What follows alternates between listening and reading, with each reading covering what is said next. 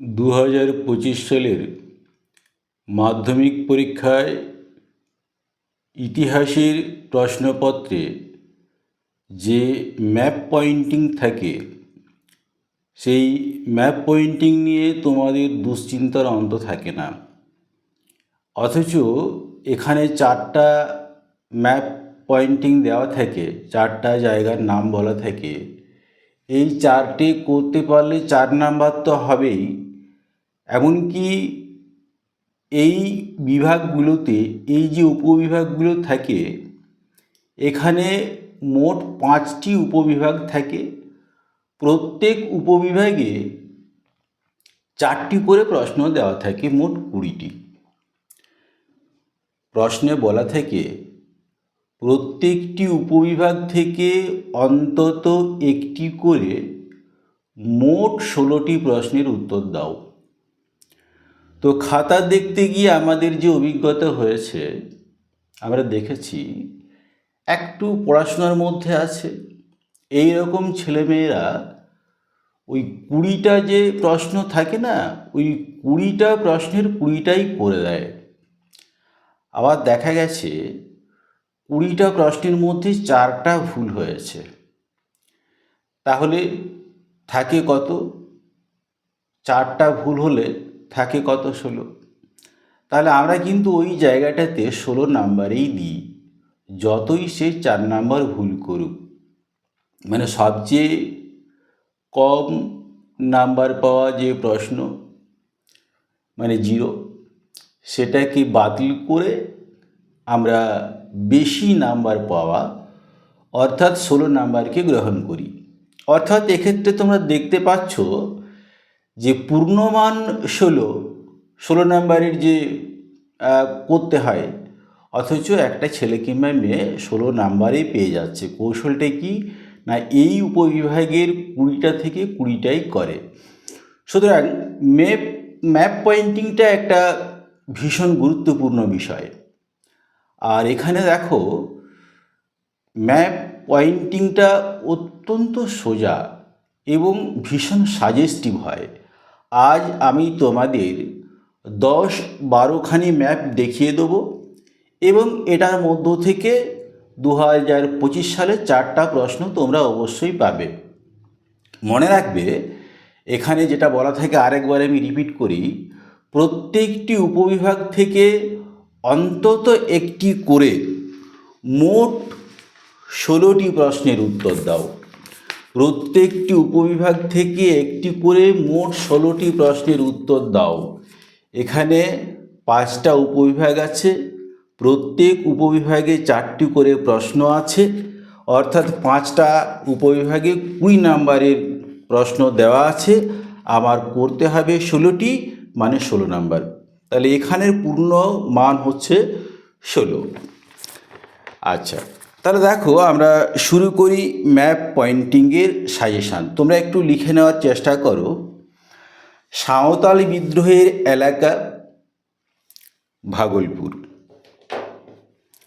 আমি বসিয়ে বসিয়ে বলি, তোমরা লিখে নাও।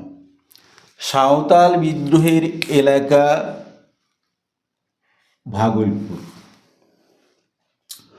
2 নম্বর হচ্ছে বারাসাত বিদ্রোহের এলাকা। এই যে জায়গাটা দেখো, এই যে জায়গাটা ভালো করে মার্ক করো, এই জায়গাটা হচ্ছে বারাসাত। এই জায়গাটা হচ্ছে বারাসাত। তাহলে বারাসাত এটা আমরা বললাম। এরপরে দেখো নীল বিদ্রোহের অন্যতম কেন্দ্র যশোর এবং নদিয়া। তাহলে নীল বিদ্রোহের অন্যতম কেন্দ্র এই যে দেখো আমরা নদিয়া এটা বলে ফেলেছি। নীল বিদ্রোহের অন্যতম কেন্দ্র নদিয়া, এইরকম জায়গাতে পশ্চিমবঙ্গের এখানে লোকেশানটা এইরকম জায়গাতে হচ্ছে নদিয়া। তাহলে নীল বিদ্রোহের কেন্দ্র আমরা নদিয়া বললাম। এরপর দেখো যশোর। এই যে দেখো বাংলাদেশের ভেতরে একেবারে এই নিচের দিকটা, এই জায়গাটা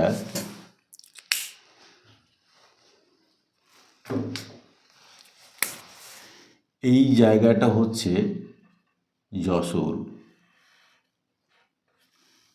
এই জায়গাটা হচ্ছে যশোর। তাহলে নীল বিদ্রোহের অন্যতম কেন্দ্র যশোর এবং নদিয়ার অবস্থানটা আমরা বললাম। এবারে দেখো দেশীয় রাজ্য হায়দ্রাবাদ। দেশীয় রাজ্য হায়দ্রাবাদ ঠিক এইরকম একটা জায়গাতে তোমাদের একটা ম্যাপ দিয়ে দেওয়া হবে, এরকম একটা জায়গাতে। এটা হচ্ছে হায়দ্রাবাদ, দেশীয় রাজ্য হায়দ্রাবাদ। এটা পুরোটা এইভাবে লোকেট করলে ভালো হয়।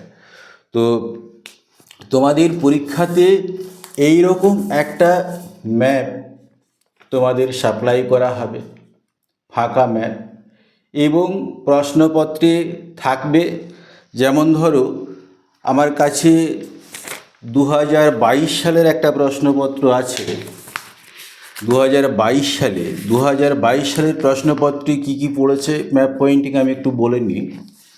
নীল বিদ্রোহের অন্যতম কেন্দ্র নদিয়া, কোল বিদ্রোহের এলাকা ছোটনাগপুর, মহাবিদ্রোহের অন্যতম কেন্দ্র দিল্লি, মহাবিদ্রোহের অন্যতম কেন্দ্র কানপুর।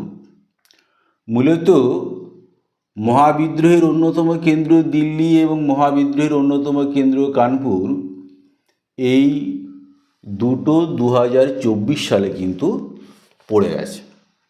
তো যাই হোক, এইরকমভাবে প্রশ্নগুলো থাকে, 4টা ম্যাপ পয়েন্টিং ছিল। তো আমরা দেশীয় রাজ্য হায়দ্রাবাদ এটা আলোচনা করলাম। এবার দেখো কোল বিদ্রোহের কেন্দ্র ছোটনাগপুর। কোল বিদ্রোহের কেন্দ্র ছোটনাগপুর, এইরকম একটা অংশকে নিয়ে লোকেট করে এটা হচ্ছে ছোটনাগপুর। কোল বিদ্রোহের কেন্দ্র ছোটনাগপুর, লক্ষ্য করেছ? এবারে আমরা অন্য একটা ম্যাপ পয়েন্টিংয়ে চলে যাই।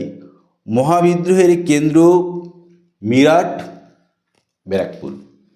মহাবিদ্রোহের দুটো কেন্দ্র দেখো পড়ে গেছে 2022 এবং 2024, দিল্লি এবং কানপুর। সুতরাং এই দুটো জায়গায় ভীষণ ইম্পর্টেন্ট, মিরাট এবং ব্যারাকপুর।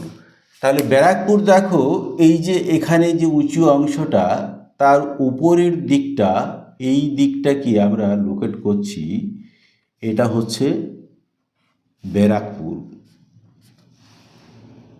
এটা হচ্ছে ব্যারাকপুর এবং সিপাহী বিদ্রোহের অন্যতম কেন্দ্র। আর এই জায়গাটা হচ্ছে জাস্ট এর সোজা সোজা, এই জায়গাটা হচ্ছে মিরাট। তাহলে মহাবিদ্রোহের কেন্দ্র মিরাট এবং ব্যারাকপুর, এই সম্পর্কেও আমরা আলোচনা করলাম। এরপর হচ্ছে ওয়াহাবি আন্দোলনের কেন্দ্র বারাসাত। ওয়াহাবি আন্দোলনের কেন্দ্র, এই যে বারাসাত, আমরা আগেও বলেছি ওয়াহাবি আন্দোলনের কেন্দ্র বারাসাত, এইরকমভাবে থাকবে। এরপরে দেখো পুনর্গঠিত রাজ্য গুজরাট। পুনর্গঠিত রাজ্য গুজরাট, এই জায়গা থেকে আমরা এই জায়গা থেকে এটা শ্যাডো দিয়ে দিলাম এবং আমরা এরকমভাবে তীরচিহ্ন দিয়ে লিখে দিলাম পুনর্গঠিত রাজ্য গুজরাট। এরপরে দেখো আছে দেশীয় রাজ্য জুনাগড়। দেশীয় রাজ্য জুনাগড়। তাহলে এই যে সবুজ অংশটা দেখতে পাচ্ছ এইরকম করে, এই অংশটুকু, এইটা হচ্ছে দেশীয় রাজ্য জুনাগড়। জুনাগড়, তাহলে এই জুনাগড় হলো। এরপরে আমরা চলে যাব কৃষক বিদ্রোহের কেন্দ্র পাবনা।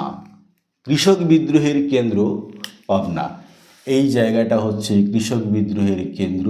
এই যে বাংলাদেশ, এই জায়গাটা হচ্ছে কৃষক বিদ্রোহের কেন্দ্র পাবনা।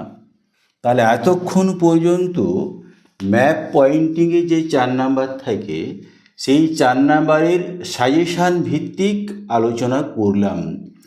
এর পরের দিনে আমি তোমাদের 2 নাম্বারের প্রশ্ন যতগুলো সম্ভব আলোচনা করব। আর তার পরের ক্লাসটা আমি করব ইতিহাস বিষয়ে কিভাবে তোমরা নাম্বার বাড়াবে, পদ্ধতিটা কি, কীরকমভাবে লিখবে। আমরা খাতা দেখতে গিয়ে কোন কোন বিষয়ের উপরে বেশি নজর দিই সেই সম্পর্কিত আলোচনা যেমন ইতিহাসের থাকবে, তেমনি বাংলা বা অন্যান্য বিষয়েরও থাকবে। আজকের ক্লাস এ পর্যন্তই।